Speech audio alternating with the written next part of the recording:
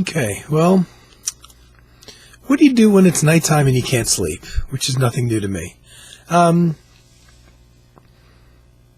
Folks aren't used to seeing videos come more than one a month from me, but stumbled across a CD that struck me. So I thought for a change, I'd talk about one particular album. And the reason for doing it is it struck me that this particular record is totally unique out of my collection and has nothing at all to actually do really with the music in it. What it has to do is rather my relationship to the artist.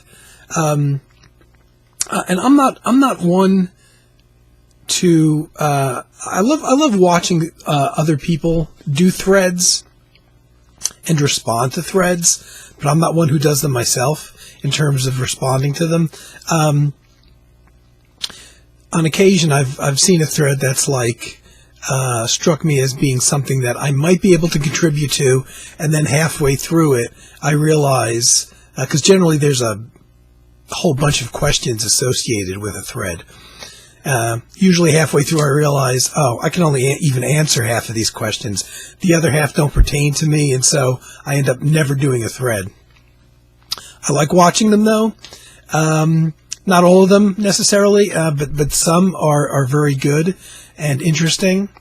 And even if you don't catch the original thread. But for me, I've really never been able to contribute. There's usually something in them that, because of my tastes in music, that it just doesn't fit me. But here I have one, and if anybody wants to pick up on this as a thread, that would be great. And I think this is probably a little bit easier than most threads. Most threads have numerous questions and maybe situations and artists and things like that. In my case, looking at this particular CD, which tonight, just a little while ago, it's online. I don't have it playing in the background because of copyright stuff. I think it would probably get, it might not get copyright infringement, but I'm always thinking about the audio being muted out on songs. So surprisingly, I didn't realize this album is up in full on YouTube, and it's been there since 2015. So it's been up there for about 6 years now. And for the first time in many years, I actually listened to the whole thing. I listened to it live on YouTube. What surprised me is most of the tracks, despite being up there since 2015, had maybe 6 to 9 plays. That's all. So people only went there, in all the years it's been up there, only 6 to 9 times have these tracks been listened to, which is amazing to me.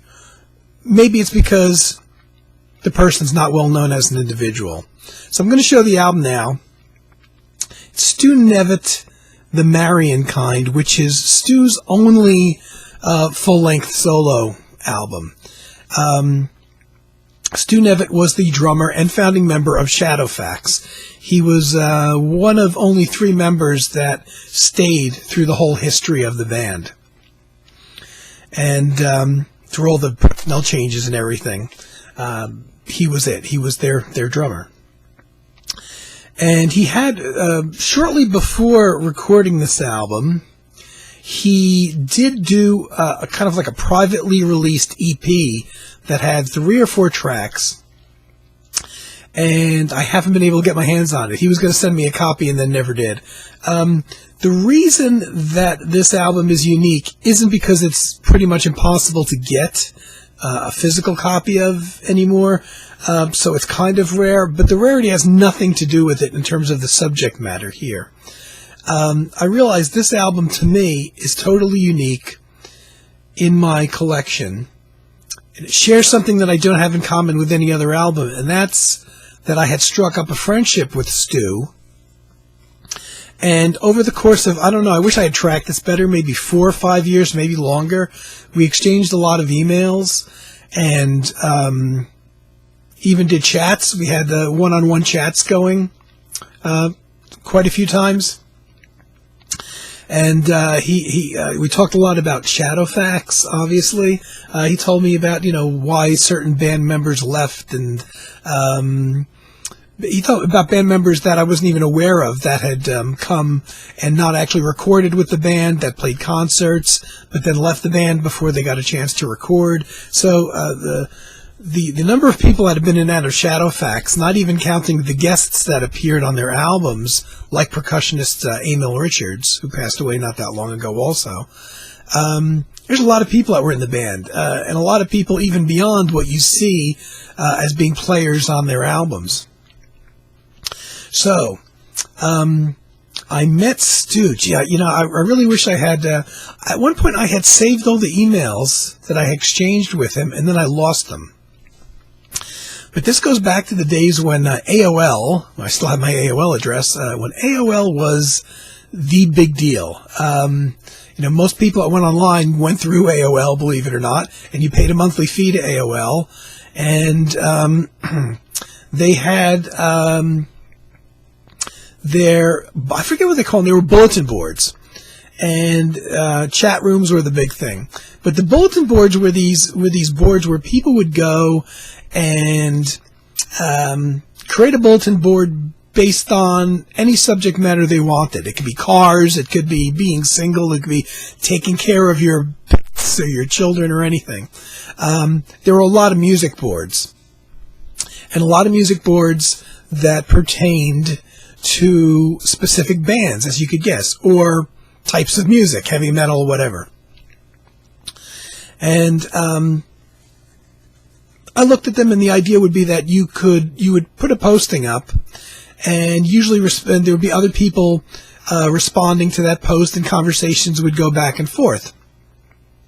And you would go however often you wanted, once a day, twice a day, once a week, once a month, and you would go back to that bulletin board when you had time and the opportunity to check, oh, gee, I wonder if anybody's responded to my last post, or just to catch up on the general conversation. So it wasn't live, but it was kind of like this ongoing conversation that go months and even years. And I don't know if there was one. I guess there was one on Shadowfax. Now Shadowfax broke up technically in, I think it was 1995, when Chuck Greenberg died, who was basically the leader of the group's saxophone and wind player. And I want to say this board was created not that long after that, or after the band definitely decided to call it a day. And the last thing they had come out was a live album. And that album had been out for some time. Like I said, I wish I could remember this better. So I'm going to guess that this might have been 1996 that this board was created. I could be wrong. And so there was a lot of talk about Shadowfax. I'm like, oh yeah, I had, probably at that point, I had nearly all of their albums. I was missing one or two. And I liked them. And it was a band that I discovered, probably like a lot of people, when they recorded their first album for Windham Hill, which would have been around 1982 or so. That was technically their second album. They had recorded an album earlier in the late 70s for Passport Records, which very quickly went out of print. And as much as I was into Passport Records in the late 70s and prog music, which is basically what Passport had a lot of, I had missed the first Shadowfax album. But I was aware of Windham Hill when Windham Hill came out as a new label. And Shadowfax was something different for them, because Windham Hill was basically an acoustic oriented label with a lot of solo instruments. So it was a lot of solo piano albums and a lot of acoustic guitar solo albums. Not too many band albums, and certainly not bands with drums or electric instruments. And all of a sudden Shadowfax first album came out, and it was something different from them. And already being familiar with Windham Hill, I picked the album up. And I'm like, oh, this is a little different from Windham Hill. And then with the second album they made for Windham Hill called Shadow Dance, that got the first album, which I really, really think is underappreciated and liked very much, was very mellow. And I actually like it, because a lot of people prefer their wilder stuff. But I really like that first Untitled Shadowfax album on Windham Hill, which was their second album overall. When their second Windham Hill album came out, which was their third album overall, Shadow Dance, that was a lot more electric. Guitars were a little bit more turned up, a little bit more electric. The percussion, there was a lot more aggression and up-tempo pieces on the album, maybe even like closer to fusion.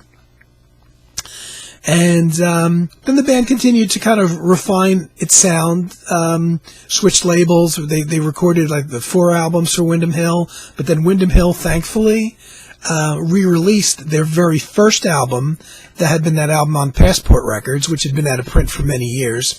And they did a remix on that. I think made it sound a little bit better than the original. I actually have the original on vinyl, which I bought years later. And so after the band had split when Chuck Greenberg died, and this was pretty much, I mean, the internet was around, but getting a lot of information on the internet was not, maybe I didn't know where to go, or maybe it wasn't out there. So basically, Chuck Greenberg had died, and I was totally unaware of that fact for quite some time until after he passed, and way after their live album came out. And at some point after that, the band kind of, I guess, decided really not to continue. I'm all surprised that they didn't continue, which was a discussion I had with Stu. And there's this AOL bulletin board about Shadowfax. And I'm talking about them and, you know, standard stuff, my favorite compositions, my favorite albums, blah, blah, blah. And this went on for months. And I kind of noticed there was this one guy who knew a lot about the individual members of the band. And this guy knew a lot about like what they were doing after the breakup of the band. And this information wasn't out there anywhere. So it was pretty obvious this guy knew the band members. So I was asking what Phil Magini, the bass player whose writing I really liked, loved his writing. He would generally write only 1 or 2 compositions on an album, but they were almost always great things. And this guy knew what Phil was doing and what G.E. Stinson was doing, even though he had left the band before they broke up. And I'm like, this guy knows an awful lot. And eventually, because his screen name didn't give it away, eventually he came clean and said, well, to be honest, I'm Stu, I'm the drummer. And I was like, it's funny because I've been talking to this guy for months and months. And there was only actually a handful of people that were regular posters on this bulletin board. So it wasn't like once he revealed who he was, it wasn't like he got slammed with hundreds and hundreds of postings, you know, on this bulletin board. It was, you know, I don't know, because I'm doing this all from memory. Maybe a half a dozen people were regular posters, and then there was, you know, maybe a dozen or so people that would go in on occasion and, you know, read the postings and sometimes leave a comment. And so it got to the point that once he revealed who he was, I started asking, like, very pointed, specific questions, which I can't remember any of, but, you know, but knowing me, you know, like about tracks, about albums, about, you know, why was this guy playing on this album? What happened to this musician? They had violin players come and go, keyboard players come and go, and that type of thing. And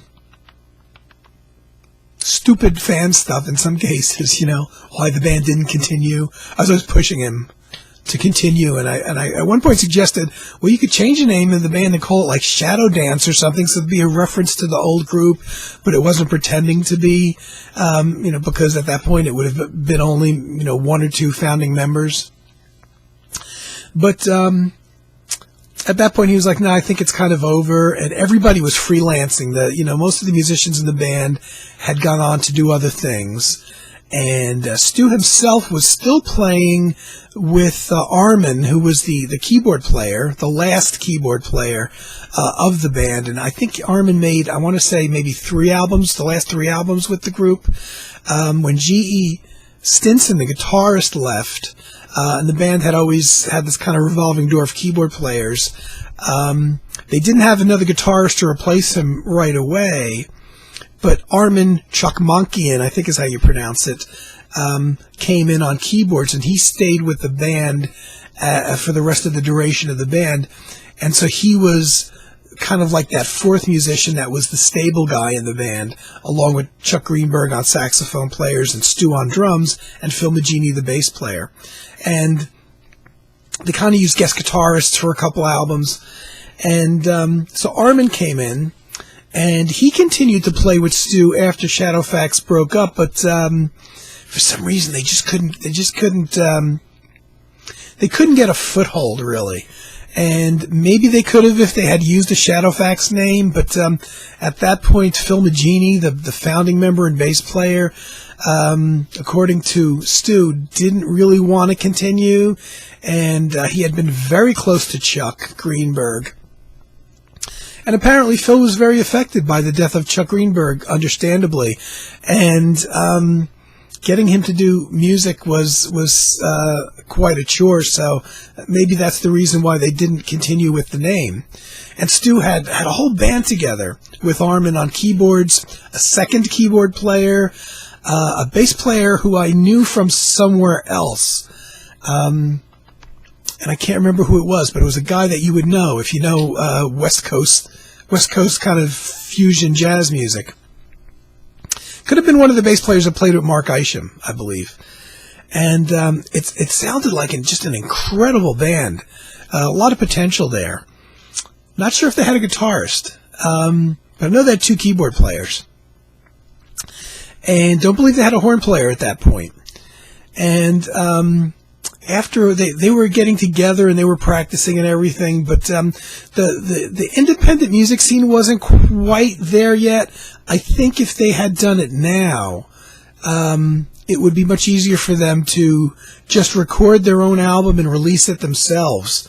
But back then, very late 90s, there wasn't a whole lot on the internet. You wouldn't. I think it was a pretty hard sell at that point to be an independent band, and to say still kind of needed a record label, to give you a budget, and the whole home recording thing wasn't quite there yet. Had the technology and the internet, and independent music and downloads, especially downloads didn't exist yet at that point. Had that all been in place, I wonder if this band with the two keyboard players and Armin and Stu would have continued. So that was a band that most people didn't even know about that existed for a while. And I guess when they just couldn't get, I know they were looking for investors, and I guess, strangely enough, the name of Shadowfax, without them using the band name, but the fact that they had, a couple members from Shadowfax, wasn't getting enough attention in terms of investors and what they needed, and maybe the offer to record from a legitimate record label. So, unfortunately, the band split. They went their separate ways, and Armin started doing solo projects and playing with Cirque du Soleil for some time. I know he did music with them, and then did solo albums. And I know Armin founded his own company a while back. I don't know if he's still doing it, but he was, I think, building computers specifically for musicians. Very high-tech computers, specifically for guys that were musicians that recorded music, but like at a high level, like the kind of guys that would do soundtrack work, I think. And he started his own company. I don't know if he still did it. I know a few years ago he was still doing it. And Stu went on to, he ended up giving me his email, and we started having private conversations and chat room conversations, which was nice. And I got to find out all about his life. He was living in California, in San Luis Obispo at the time, and in a condo with his wife, and he had two dogs that were wolfhounds, he called them. He had a gecko, a lizard, and so I used to hear a lot about his home life and ideas he had for music and things like that. And at one point, he had sent me a tape, a 60-minute cassette, which I still have. and he was playing with, I want to say it's Willie Nelson's daughter. I think it was, I know it was the daughter of somebody very, very well known in country music, and I think it was Willie Nelson's daughter, Paula Nelson, I'm pretty sure. I actually put the music up some time ago. He played on some live gigs with her. I think he even toured around with her for a while. And it was one of those, one of those things, he was a drummer for hire. And surprisingly, it was very odd for me to hear this. He actually liked country music. I'm like, really? You're playing country music? It was very much a song-oriented, acoustic guitar strumming, violin kind of country band. And he's like, yeah, I like this stuff. And so he was playing with her, but that was kind of like a contractual thing. If she had a little tour, she would hire a band for a month or two, whatever it was. So I know he played with her off and on a couple times. And he sent me the 60-minute tape.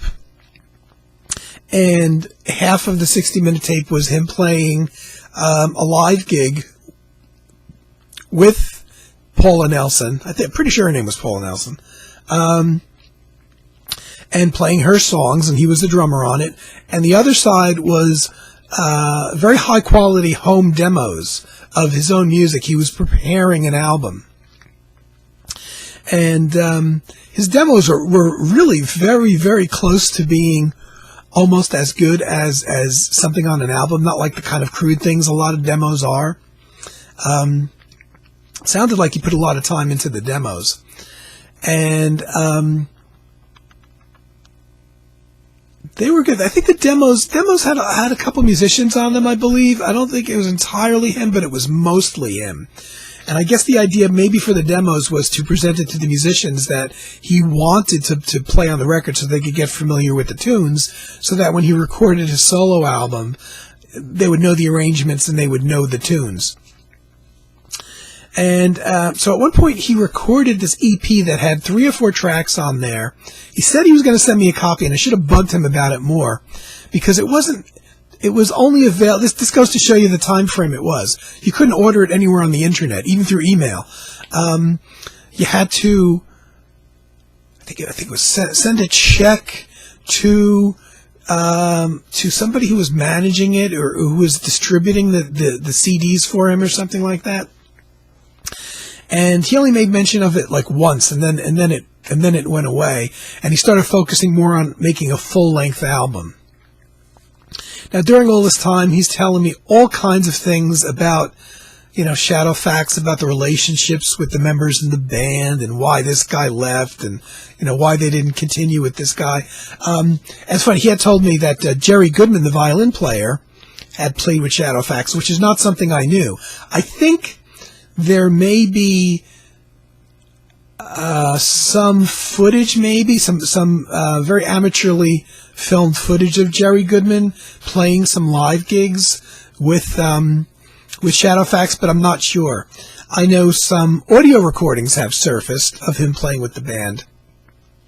But again, he didn't record. He was just there for like between their albums when they were doing tours, and they had lost their violin player, whose name I can't recall. Charles Bisharat, who actually went on to play with John Tesh. He left playing with Shadowfax. Charles did, the violin player, to go play with John Tesh, which is a little weird because even though John Tesh was more well-known and popular, Charles was getting some of his tunes recorded and played and put on Shadowfax albums. John Tesh wasn't going to put Charles's tunes on his albums. So you kind of, I think in my mind, you got to look at, well, these guys are going to publish my tunes. They're going to let me put my tunes on their albums, and have a lot more freedom of what I play in the context of the band. Maybe I should stick with them. As far as I know, Charles still has a nice career going. So there wasn't any issues between members of the band. Charles just got this offer, probably paid a lot of money to go play with John Tesh, and probably did some lucrative tours, I guess, because John Tesh was kind of popular at the time. Or was it Yanni? I want to say it was John Tesh. I think it was John Tesh. So these little stories about why this guy left and why that guy left and etc. And there was a couple funny stories, as you could imagine. At one point, Shadowfax, this would have been the early mid '80s. Shadowfax and Mark Isham played concerts together. I don't know who warmed up for who, or it was probably an equal billing thing. And they had a keyboard player, David Lewis, who played with them for, I want to say, 3 or 4 albums. I think 4 albums he was on, 4 studio albums, right in their middle period. David had written this song that I like very much off of their album, one of their albums. I think it was on the 4th album, Too Far to Whisper. And apparently they were performing it live somewhere during these concerts with Mark Isham, and oddly enough, the tune bears more than a passing resemblance to a Mark Isham tune. In fact, the lead, and I forget the name of the track, the lead track off of Mark Isham's Vapor Drawings, which was an album that had come out at that time that they were touring.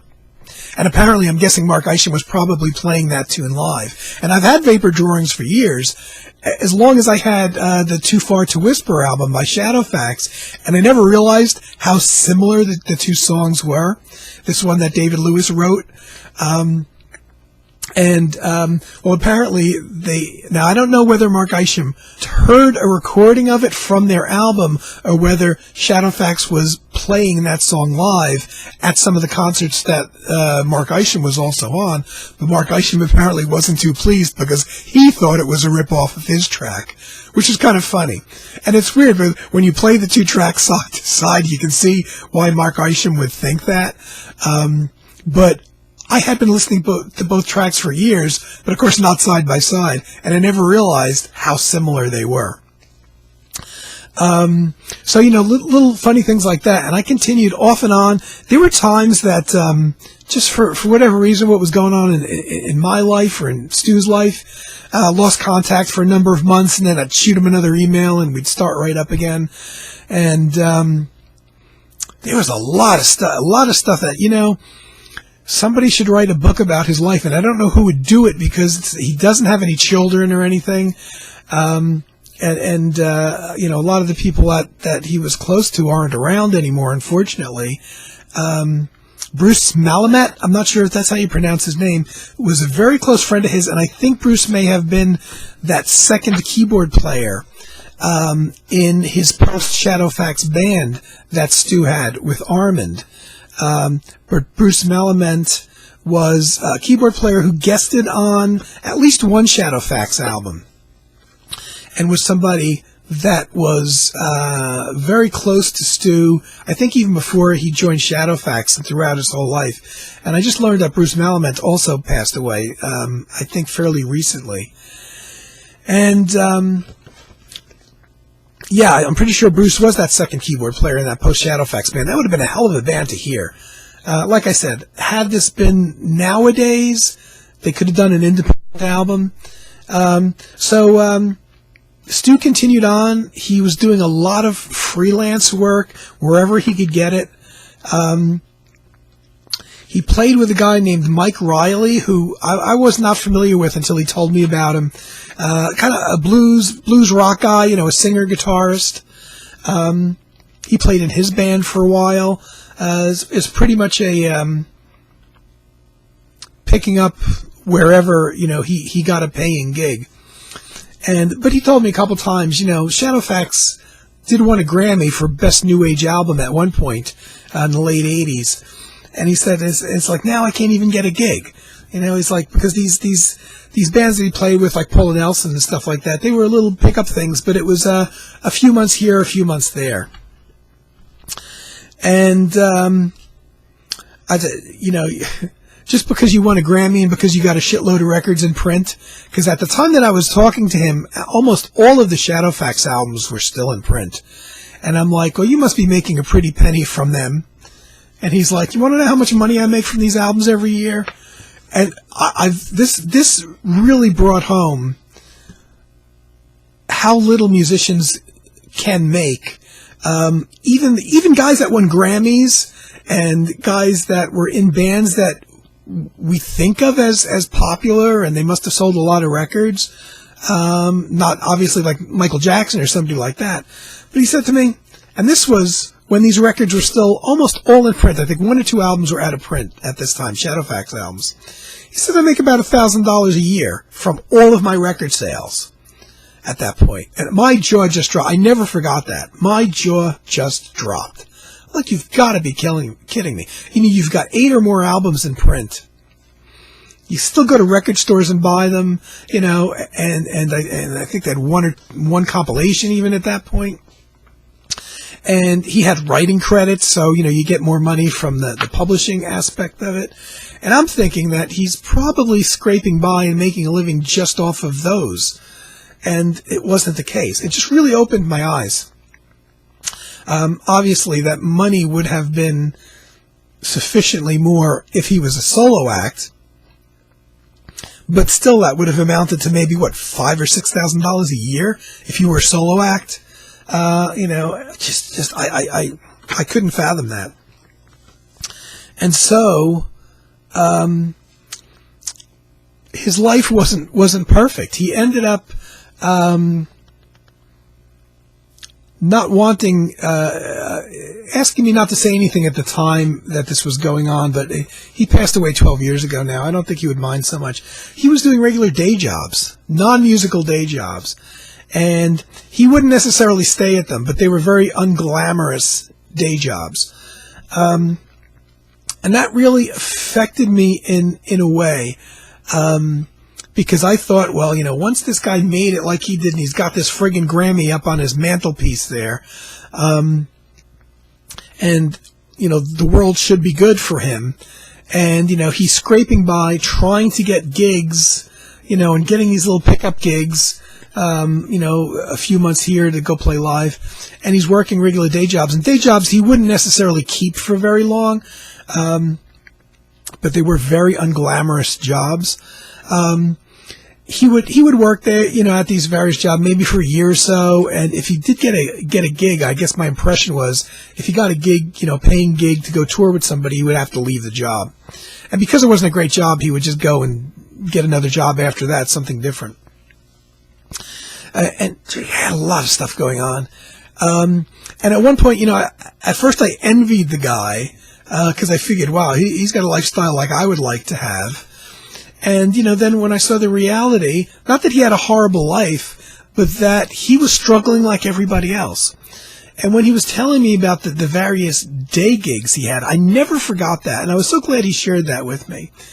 And the funny thing is that even though he's been gone now since, let's see, what year did he die? 2008. He died in March.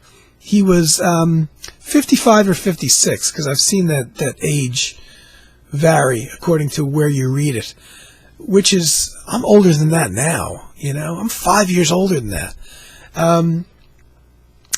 And it's a little scary. Just the things that he had a condo fire. You know, his condos are attached. There was a fire in a neighboring condo that affected his condo. And it was just he had to leave, and he was out of his home for ages and ages and ages. And he had this whole horrible situation. Unfortunately, his wife died, and it was, wow. I think, I'm not sure, I believe it's in Joy Greenberg, who was Chuck Greenberg's wife, the leader of Shadowfax. She wrote this great book called A Pause in the Rain, which I bought a number of years ago. One of my favorite books to read, biographies. Mostly about Chuck, but it's about Shadowfax. And to the best of my knowledge, it was written after all of these events in Stu's life, or at least I think it was. And so a lot of the things that he told me kind of in private, she was aware of, and she put in the book as well. Obviously, then it would have been written after he passed away. And so I can attest to the accuracy of what he put in there, and you know, his wife passing away. And just, you know, his life was I wouldn't say it's a mess, because this is what happens to real people, but at one point he decided that the music scene in San Luis Obispo isn't close enough to Los Angeles, and he decided that he was going to sell his condo once it got rebuilt and fixed after the fire and after his wife's passing. He sold the condo with the intent of moving back to Los Angeles, thinking that there was a more thriving music scene in Los Angeles, that he would be able to possibly get more work, be around more musicians, and possibly get something happening musically.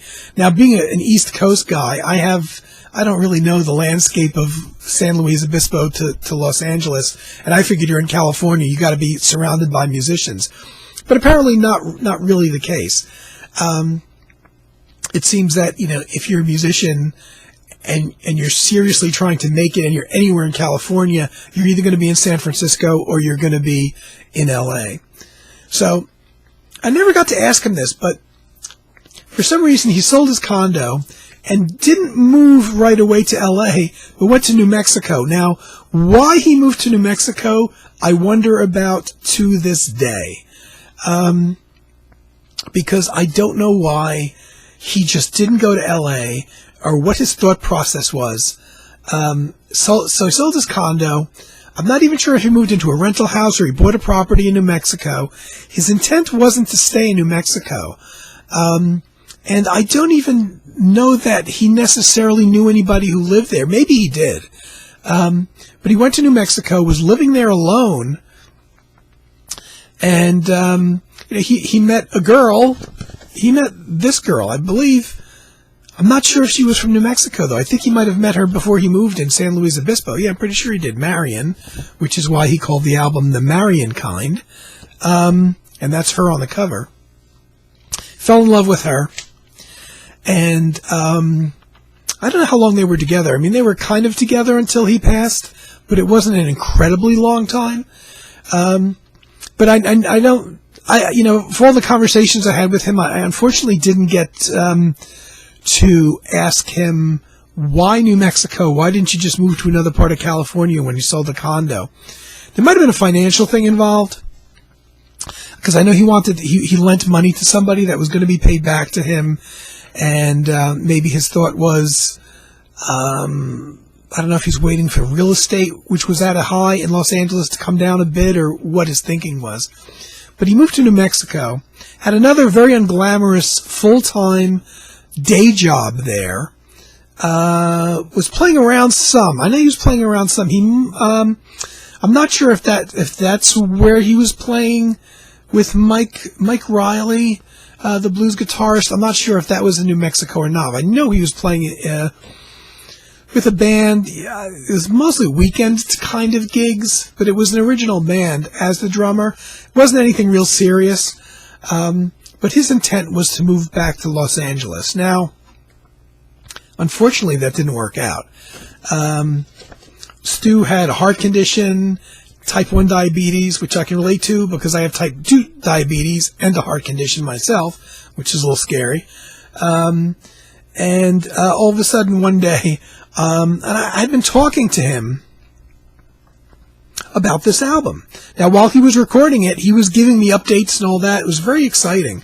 And this was less than a year before he passed away. And I'm going to try to remember to put a link up to this album, which all of 5 or 6 people have listened to, on YouTube. The whole album is there. It's only 43 minutes. It's not really much like Shadowfax. There's 3 or 4 Shadowfax tunes on here, 3 of them that Stu wrote, that were on their earlier albums that he recut in different band settings, slightly different arrangements that are interesting to hear, especially if you know the originals. So that whole album, it's like a 43-minute album. It's up on YouTube. And there's blues on here. If you know 300 Pounds of Heavenly Joy, which is a Willie Dixon song, which Howling Wolf kind of popularized. So he's got that, a vocal tune, a blues, an up-tempo, tongue-in-cheek blues tune, with Cash McCall on vocals. and very much calling out that black blues man kind of feel to it. Very horn-oriented song. There's a lot of blues, a lot of early R&B, and when I mean R&B, not R&B today, like the Ray Charles R&B, the horn-oriented R&B kind of thing. As a matter of fact, it's not a whole hell of a lot of guitar on here. There's a lot of horn arrangements. There's a lot of, not like Shadowfax, because Shadowfax had Chuck Greenberg as a single horn. There's a lot of like horn section things, like trumpet and saxophones together. And good old Bruce Malumet plays keyboards on here on a lot of the tracks. So there's that slight Shadowfax connection. Emil Richards, the late great percussionist who passed away a year or two ago, plays on here. He played on many Shadowfax albums. Mike Riley is on here, the guitarist, the blues guitarist that Stu was working with. Doug Lunn, who I believe was the bass player in Stu's band, that post Shadowfax band. I believe it was Doug Lunn who was the bass player. That would have been the two keyboards, the bass, and Stu on drums. And I'm not sure if they had a guitarist or not. So there's a few. Cash McCall, who does vocals, also did play did a couple guest appearances on vocals and on guitar in one track on a Shadowfax album. But there's a lot more horns and arranged horn sections than what you're used to hearing. It's not very Shadowfax-like. It's a lot more of a R&B, almost like a light funk groove, with a couple exceptions. And if you're familiar with the songs that Stu wrote for Shadowfax and the ones he covered here, you could tell even a New Orleans vibe to some of the music in there, like with accordion kind of thing.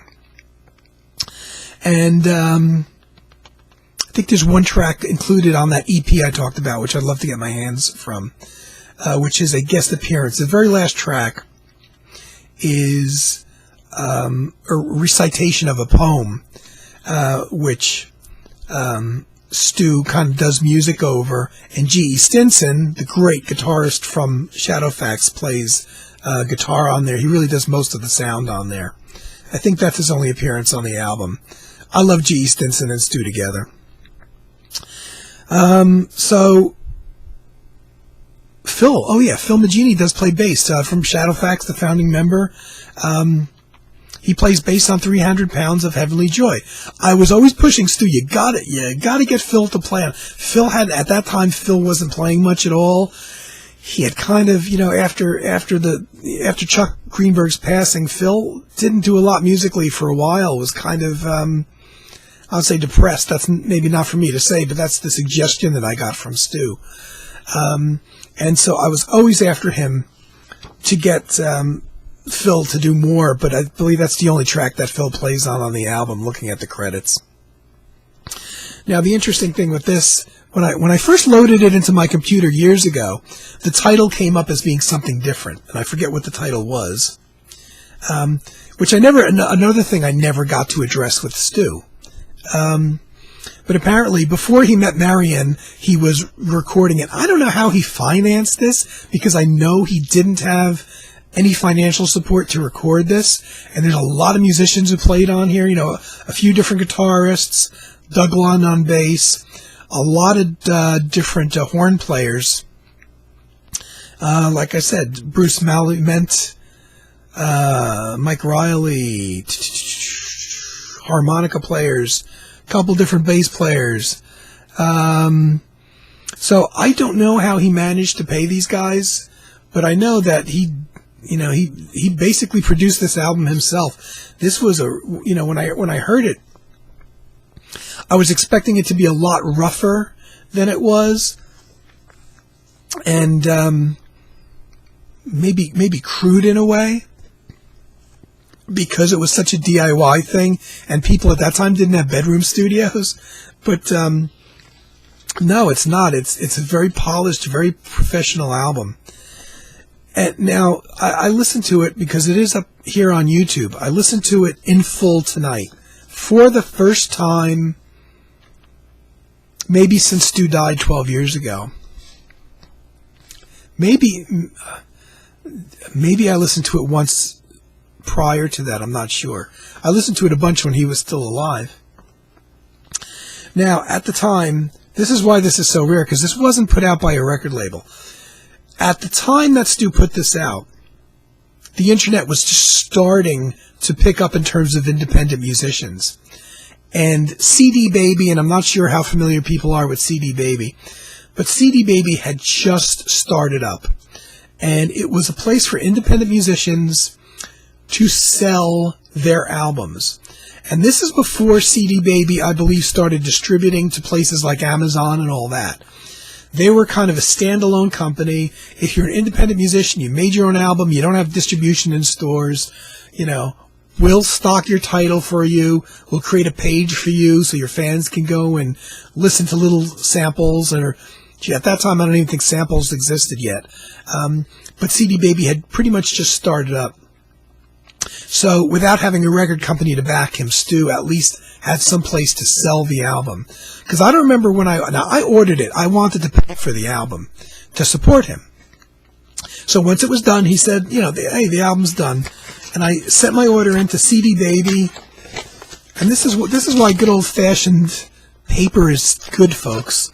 Because if this had been done electronically, I wouldn't have this record of it. And I can see that the date on this that I ordered it, or at least the date it was shipped, was Wednesday, August 15th, 2007.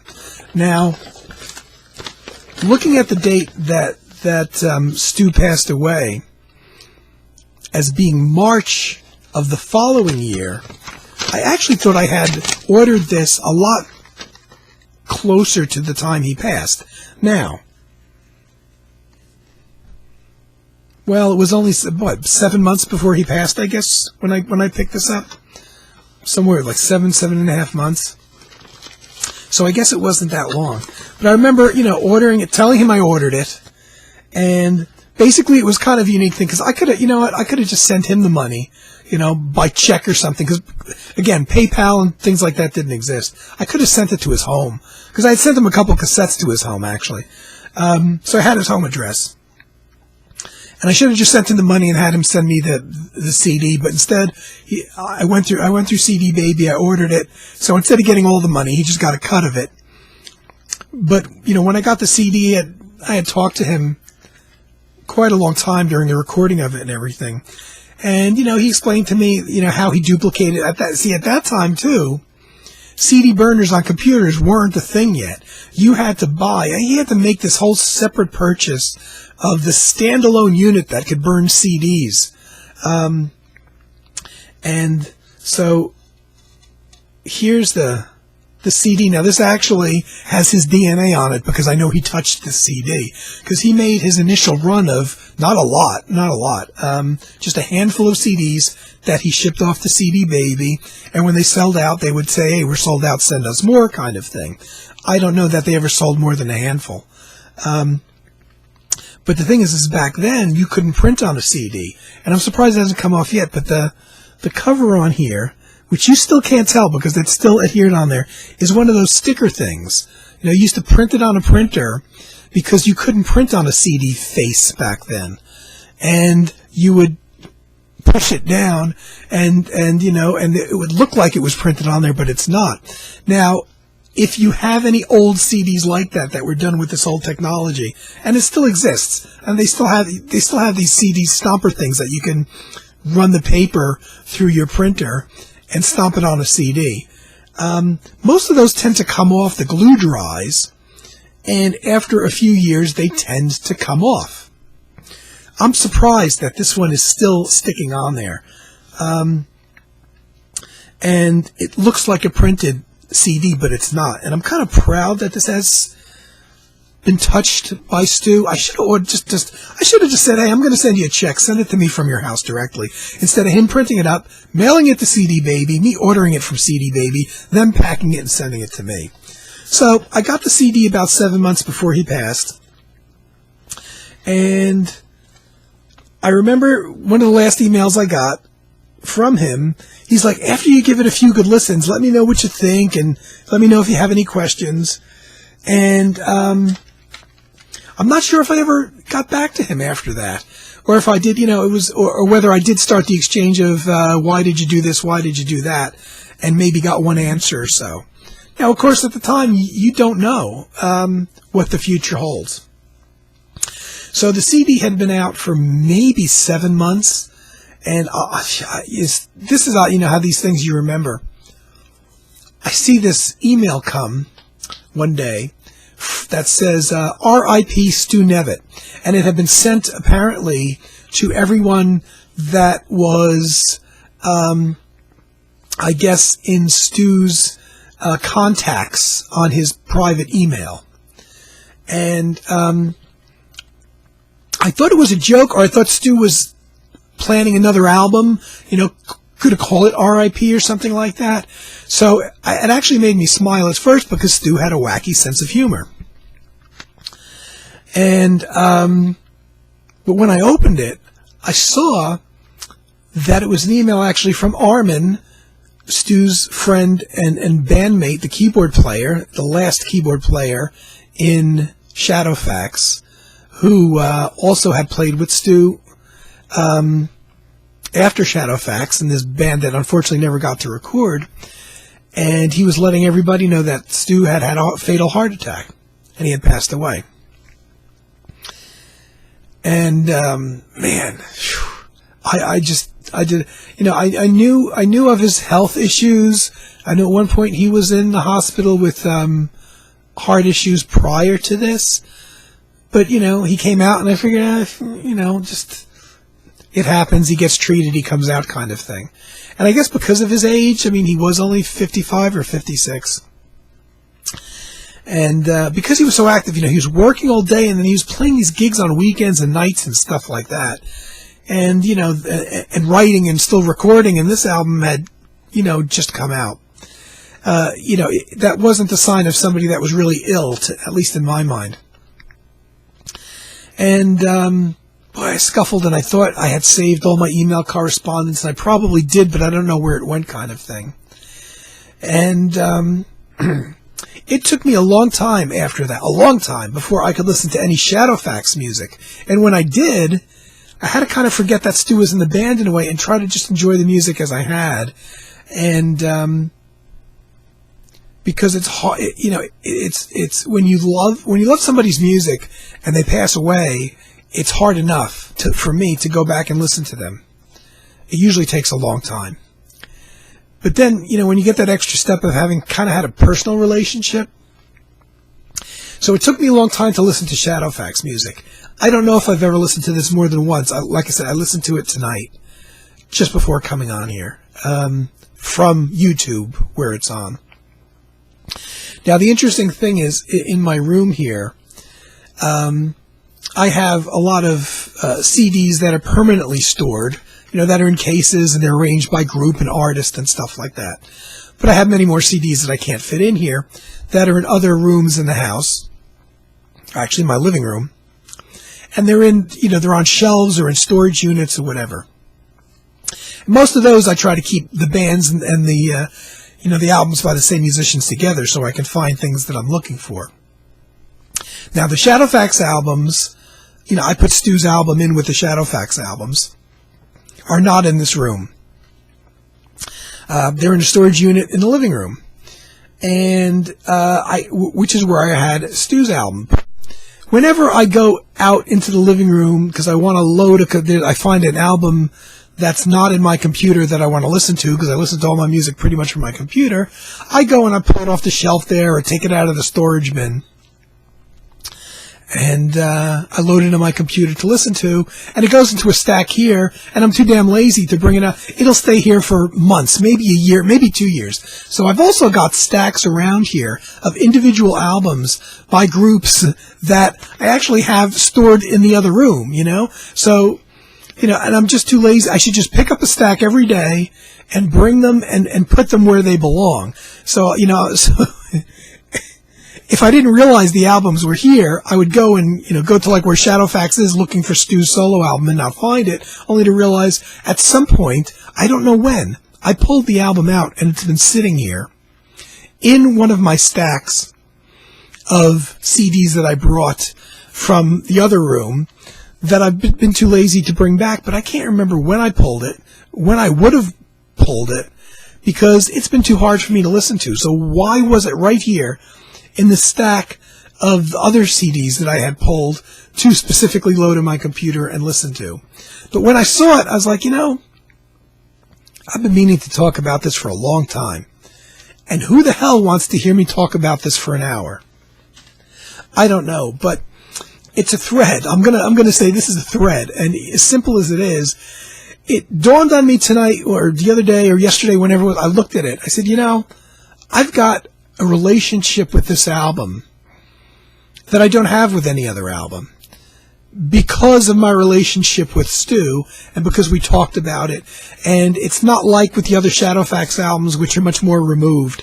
This is an album that was all of his own project. And also I was there when he was doing it and creating it and talking about it. And I was getting, play-by-play action on where he was in the recording of it and everything. And I don't have that relationship with any other album here that I own. So I thought that might have been a slightly interesting thing to speak about, though I didn't intend on going for 20 minutes. But then I just, this is such a unique thing that I want for me. I wanted to kind of say what I wanted to say and not maybe shut up for the sake of brevity, which I'm not good at anyway. So that's it. That one album out of the thousands and thousands I have that I've got a totally unique relationship with. Not necessarily always even a happy one. So I'm sorry for being so long. Thanks if you stayed for the whole thing. And look in the link. I'm going to try to remember to include the album link so you can listen to it for yourself. Thanks, everybody. Signing off.